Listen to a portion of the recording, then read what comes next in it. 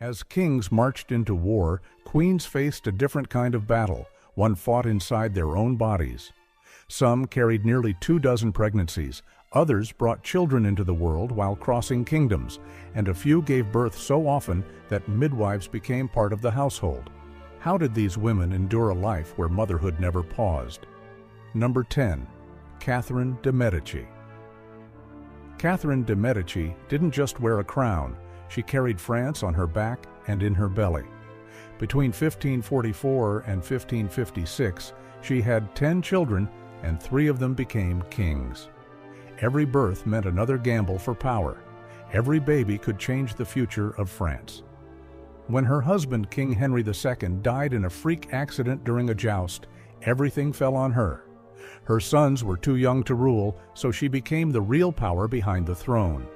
She ran the kingdom from behind the curtains, negotiating peace, starting wars, and keeping her family on top in a country tearing itself apart.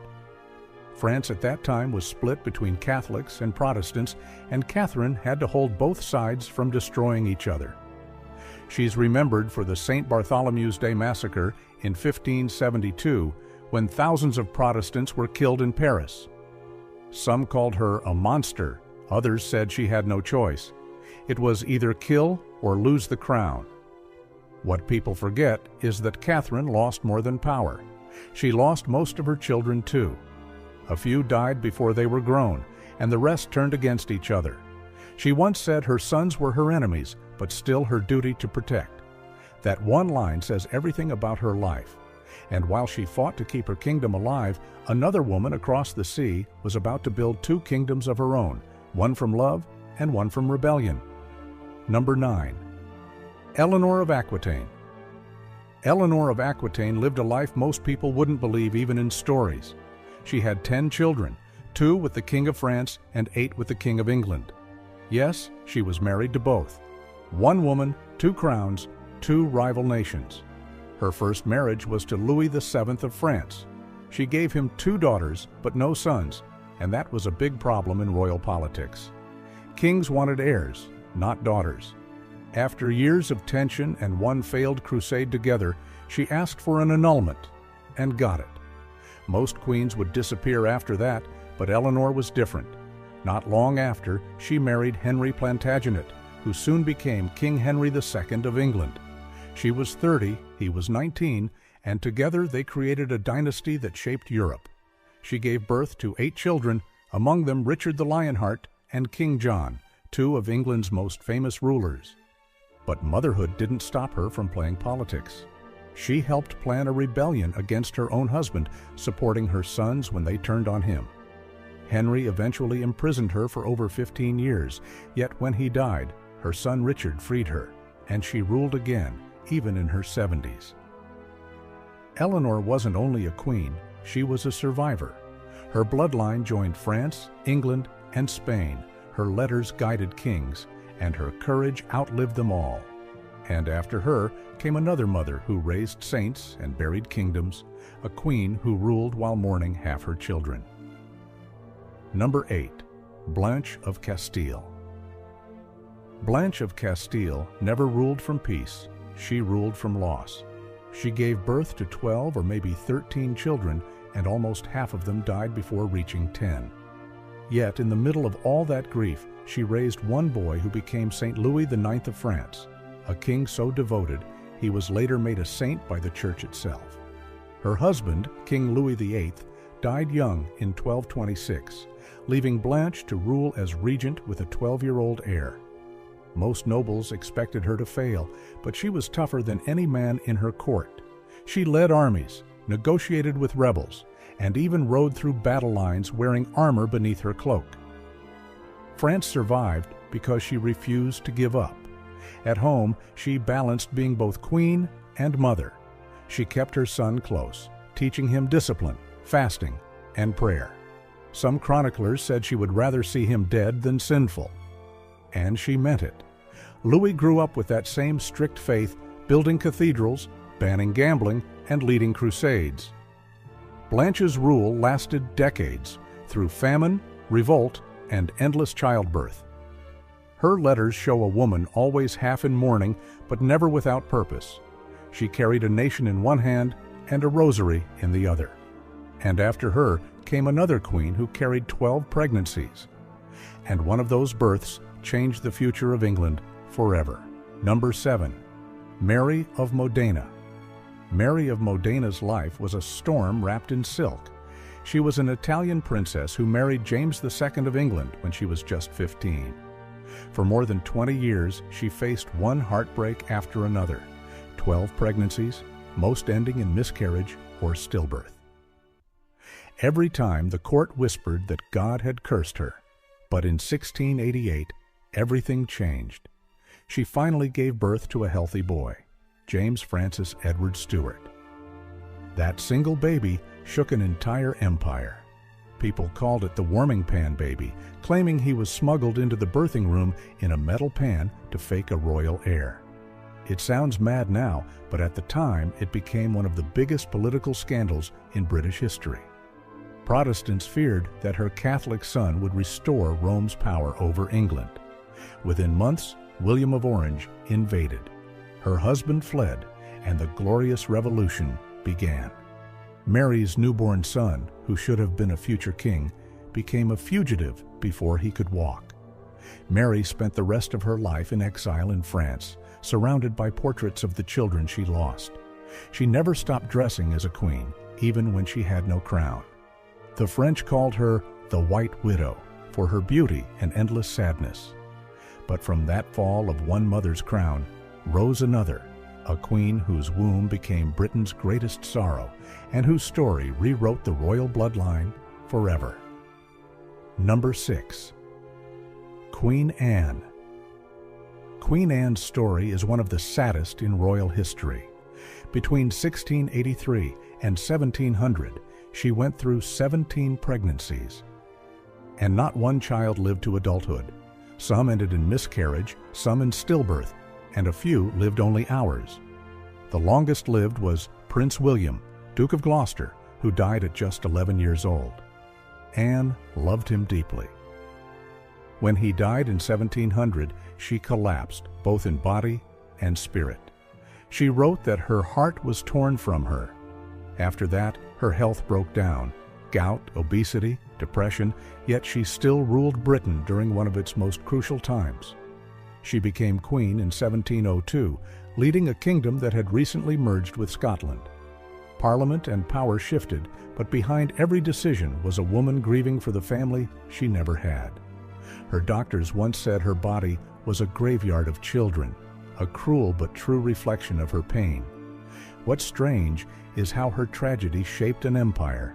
Because she had no heir, Parliament passed the Act of Settlement, 1701, which banned Catholic succession. That law changed British history, leading to the Hanoverian dynasty and eventually Queen Elizabeth II centuries later. Anne died in 1714, bloated and broken, surrounded by servants instead of children. She ruled for only 12 years, but carried 17 lives within her. And after her came another mother, whose many sons didn't die young. They turned against each other and drenched England in blood. Number 5. Philippa of Hainault. Philippa of Hainault came to England as a teenage bride for King Edward III in 1328. She was kind, clever, and only 14 years old when she married him. Over the next 25 years, she gave birth to 13 children, and 5 of them were powerful sons who later tore England apart. Edward adored her. Chroniclers say he never took mistresses while she lived, which was rare for kings. She followed him on campaigns, even into battle zones. During the siege of Calais in 1347, she famously knelt before him to beg mercy for the city's prisoners, and he granted it. The people loved her for that. But behind that gentle image was a mother whose womb created rival dynasties. Her sons, Edward the Black Prince, Lionel of Antwerp, John of Gaunt, Edmund of Langley, and Thomas of Woodstock, each left behind families hungry for the crown. Their descendants fought in the Wars of the Roses, 1455 to 1487, turning brothers' bloodlines into battlefields. All of it began in Philippa's nursery. She ruled quietly beside her husband for 4 decades, often managing England when he was abroad. By her death in 1369, she'd buried several of her children and seen plague sweep through London, killing millions. Her tomb at Westminster Abbey still bears her gentle face, the mother who unknowingly birthed a century of civil war. But the next queen carried even heavier grief. 17 children, 17 heartbreaks, and revolutions raging outside her palace walls. Number 4. Maria Carolina of Austria. Maria Carolina was only 16 years old when she married King Ferdinand of Naples in 1768.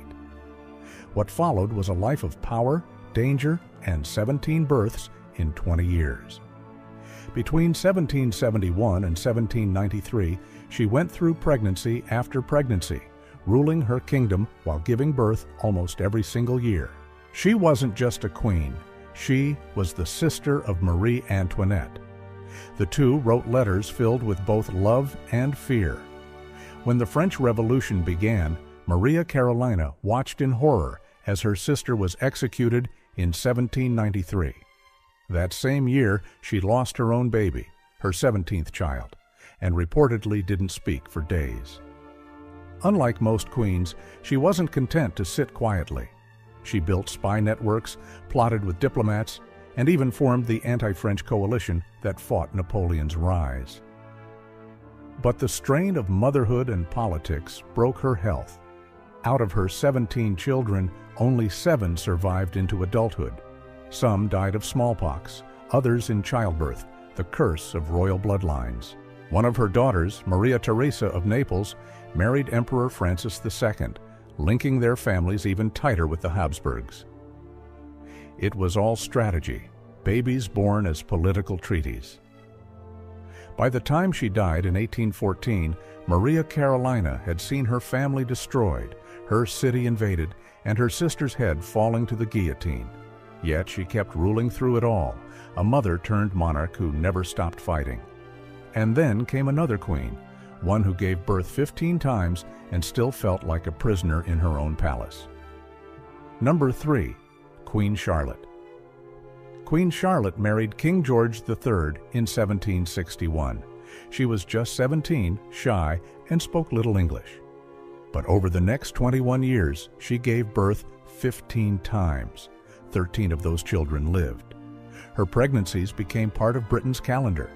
Every year or two, bells rang for another royal birth. She managed a palace full of children while her husband slowly lost his mind. George's mental illness, likely porphyria, grew worse with each passing year. Charlotte tried to hide it, protecting both her husband and the crown, but behind closed doors, she lived in constant fear.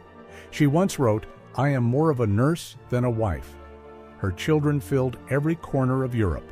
One became King George IV, another William IV, and her granddaughter would grow into Queen Victoria. Charlotte also left quieter marks. She supported Mozart, expanded Kew Gardens, and introduced the first Queen's Christmas tree to England. But all that came at a cost. She often said she felt like a prisoner to maternity. 15 pregnancies, countless miscarriages, and endless court duties. Even when she grew old, her life was bound to her husband's illness and her children's scandals. When she died in 1818, she'd been queen for nearly 60 years, longer than any woman before her. But while the world saw her as Britain's mother, she died feeling forgotten in her own palace. And then came a woman who turned childbirth into a political weapon, one whose children didn't just inherit kingdoms, they reshaped Europe itself. Number 2. Maria Theresa. Maria Theresa of Austria ruled an empire that stretched across half of Europe, and she did it while giving birth 16 times. Between 1737 and 1756, she spent nearly 2 decades either pregnant or recovering. Out of those 16 children, 10 survived, and each one became a tool of her political genius. She didn't just marry off her kids, she placed them like chess pieces. Her daughters married kings, emperors, and dukes, tightening the Habsburg grip on Europe. Her most famous child, Marie Antoinette, became Queen of France, while another daughter ruled Parma. Diplomats joked that her womb was more powerful than her army. And they weren't wrong. She expanded her empire through marriage, not war. But she paid for that power. She lost her beloved husband, Francis I, suddenly in 1765, and never wore color again. She ruled for 40 years, signing every royal decree herself and working late into the night, sometimes with babies sleeping beside her. Even her relationship with Marie Antoinette turned tragic. She wrote letter after letter begging her daughter to behave wisely in France, but history took its own path. When Antoinette was executed in 1793, those letters were found hidden in a chest, her mother's voice haunting her from across Europe. Maria Theresa died in 1780, leaving behind an empire, 16 children, and a dynasty that lasted until World War I. And then came a queen who broke every record of all. Her body never rested, and her country suffered with her. Number 1. Maria Luisa of Parma. Maria Luisa of Parma lived a life that blurred the line between crown and curse. Between 1771 and 1794, she went through 24 pregnancies, the most recorded for any European queen. 14 of those babies were officially documented, but most never lived long enough to be named. Every year, the bells of Madrid rang for another royal birth, and too often for another funeral. She married Charles IV of Spain at only 14 years old, and from the start, her life was ruled by duty. Her main task was to fill the Bourbon bloodline, but each childbirth made her weaker. Historians say her doctors sometimes forced early deliveries just to try again sooner. That's how brutal royal motherhood could be. By her 10th pregnancy, Maria Luisa had lost her health, yet she kept going. She gave birth while moving between palaces, sometimes in traveling carriages. The Spanish court called her La Madre de España, but whispers said the king's favorite, Manuel Godoy, might have fathered some of her children. Her most famous surviving son, Ferdinand VII, would later become king and drag Spain into years of chaos. So even her surviving children brought trouble. When Napoleon invaded Spain in 1808, Maria Luisa fled into exile with Charles and Godoy.